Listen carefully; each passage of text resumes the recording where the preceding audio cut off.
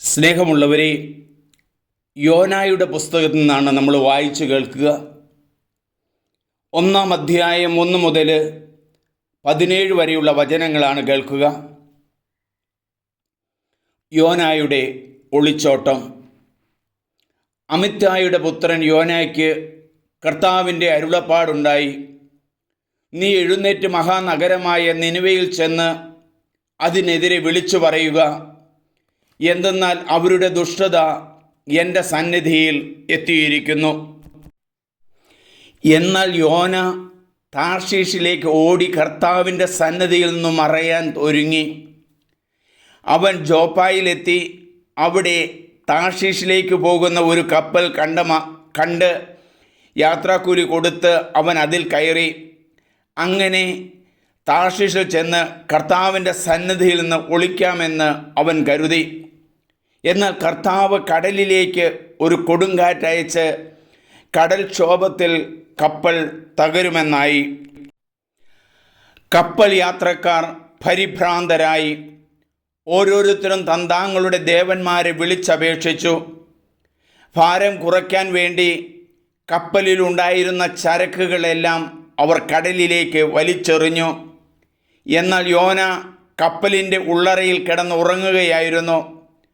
അപ്പോൾ കപ്പിത്താൻ അടുത്തു വന്ന് അവനോട് ചോദിച്ചു, നീ ഉറങ്ങുന്നുവോ?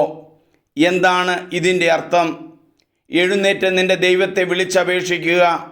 നമ്മൾ നശിക്കാതിരിക്കാൻ ഒരുപക്ഷെ അവിടുന്ന് നമ്മെ ഓർത്തേക്കാം.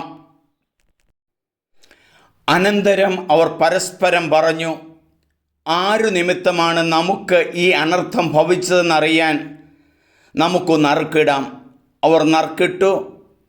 യോനായ്ക്ക് നറുക്കു വീണു. അപ്പോൾ അവർ അവനോട് ചോദിച്ചു, പറയൂ, ആര് നിമിത്തമാണ് ഈ അനർത്ഥം നമ്മുടെ മേൽ വന്നത്? നിൻ്റെ തൊഴിലെന്താണ്? നീ എവിടെ നിന്ന് വരുന്നു? നിൻ്റെ നാടേതാണ്? നീ ഏതു ജനതയിൽപ്പെട്ടതാണ്? അവൻ പറഞ്ഞു, ഞാനൊരു ഹെബ്രായനാണ്. കടലും കരയും സൃഷ്ടിച്ച സ്വർഗസ്ഥനായ ദൈവമായ കർത്താവിനെയാണ് ഞാൻ ആരാധിക്കുന്നത്. അപ്പോൾ അവർ അത്യധികം ഭയപ്പെട്ട് അവനോട് പറഞ്ഞു, നീ എന്താണ് ഇങ്ങനെ ചെയ്തത്? അവൻ കർത്താവിൻ്റെ സന്നിധിയിൽ നിന്ന് ഓടി ഒളിക്കുകയാണെന്ന് അവൻ തന്നെ പറഞ്ഞ് അവർ അറിഞ്ഞു. അവർ അവനോട് പറഞ്ഞു, കടൽ ശാന്തമാകേണ്ടതിന് ഞങ്ങൾ നിന്നെ എന്തു ചെയ്യണം? കടൽ കൂടുതൽ കൂടുതൽ പ്രക്ഷുബ്ധമായിക്കൊണ്ടിരിക്കുന്നു. അവൻ അവരോട് പറഞ്ഞു, എന്നെ എടുത്ത് കടലിലേക്ക് എറിയുക.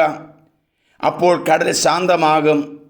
എന്തെന്നാൽ ഞാൻ നിമിത്തമാണ് ഈ വലിയ കൊടുങ്കാറ്റ് നിങ്ങൾക്കെതിരെ ഉണ്ടായിരിക്കുന്നതെന്ന് ഞാൻ മനസ്സിലാക്കുന്നു.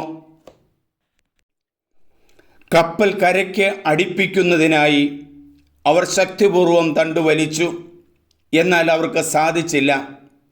എന്തെന്നാൽ കടൽ അവർക്കെതിരെ പൂർവാധികം പ്രക്ഷോഭിക്കുകയായിരുന്നു. അതുകൊണ്ട് അവർ കർത്താവിനോട് നിലവിളിച്ചു, കർത്താവേ, ഈ മനുഷ്യൻ്റെ ജീവൻ നിമിത്തം ഞങ്ങൾ നശിക്കാനിടയാകരുതേ. നിഷ്കളങ്ക രക്തം ചിന്തി എന്ന കുറ്റം ഞങ്ങളുടെ മേൽ ചുമത്തരുതേ. കർത്താവേ, അവിടുത്തെ ഹിതമനുസരിച്ചാണല്ലോ ഇപ്രകാരം സംഭവിച്ചത്. അനന്തരം അവർ യോനായെ എടുത്ത് കടലിലേക്ക് എറിഞ്ഞു. ഉടനെ കടൽ ശാന്തമായി. അപ്പോൾ അവർ കർത്താവിനെ അത്യധികം ഭയപ്പെടുകയും അവിടുത്തേക്ക് ബലിയർപ്പിക്കുകയും നേർച്ച നേരുകയും ചെയ്തു.